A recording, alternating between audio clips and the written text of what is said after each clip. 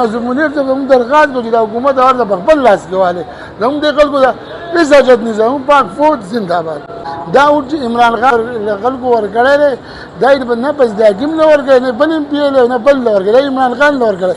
دا څونه کسان چې ولاړ دي دا د عمران خان په نوم لړزو دي د عمران خان د نوم نه علاوه وردي چې دوی کورسوري وګټي نو زه به ذمهوار یم او موږ عمران خان ته هم دا وایو درخواست کوو د هغه نور په دې پارټۍ کې مشران دي چې هغه د دې منګورې تفتیش وکړي تحقیقات وکړي چې په دې منګوره کې څوک څونه کرپشن کوي څونه سیسټم چلوي په دې کې زموږ لکه میر عبدالرحیم د بازار صدر او کم چې دا ایم پی ای په حکیم دی چې دا ټول د کرپشن بېتاج باچیان دي قبضه مافیا ګروپ دی یو په منګوره کې پکار دی په پاکستان کې ډېرې ادارې دي پکې نیب دی چې راځي د دوله تفتیش وکړي چې کم د دو جایدادونه دي د کم د دو مخکې څه او اوس څه دي ولې په دې منګور کې هغه لکه دوکانداران دغه دي هغه په دونه وخت کې نه جایداد هغه نه پیسې اخیستې دوی د دوی کاروبارونه نه وو چې نن اربتیان او کربتیان دي زما نوم عبدالرحمن دی او پیغمبر بایپاس دی نایب صدر یم دلته زما یو هوټل دی یو ډرای فروټو دکان مې دی تقریبا 20-25 مزدوران سره کار هم کوي او دا ډېر دا کومه فیصله چې راغلې ده مونږ د سپریم کورټ او د دې ججانو ډېر مشغول یو او د هغو په کوم الفاظو چې مونږ شکریه ادا کړو حق کومه ده هغو چې کوم د حق فیصله وکړه او د خلکو ته چیک سټیټ بانک راوړو او شیشنجد صاحب ته حواله کړو هغه ډي سي صاحب ته حواله کړو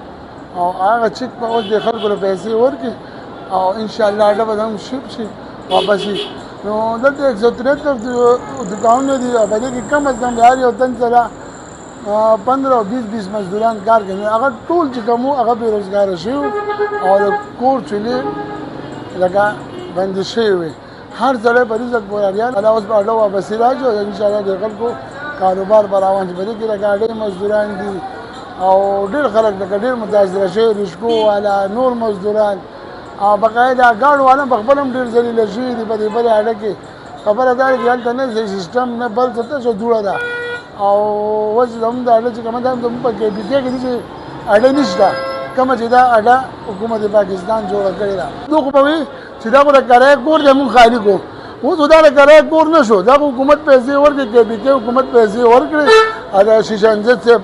تاواله شو ډي سي تاواله شو نو اوس په دې لپل ځای دغه باندې دوی په کرایه کم ډول دوی په حکومت تاوان کوي دوی وایي چې موږ د حکومت تاوان نه کوو دوی په حکومت ځان کوي دوی په بل ځای ګوري بل ځای ګوري دغه دې لپل خزې نشته ریاست مثال د مور پلار دی او د مور پلار دای ځای چې بلار غلا کې غوډاګي غوراوړي نو ریاست چې کوم دی هغه د مور پلار دی دا محکمه چې کومه دا د موږ مور ده موږ لکه ډي سي صاحب دا کمشنر صاحب دا سوال کو ریکوست کو د څو نظر کېږي چې دا هلته واپس شپ کړي او د هغې نه علاوه چې ریاست مونږ له کار روزګار راکړي نو ډېر ښه وی مونږ د ریاست د لاس ورکړو چې زموږ د اډه زر ته زر شپ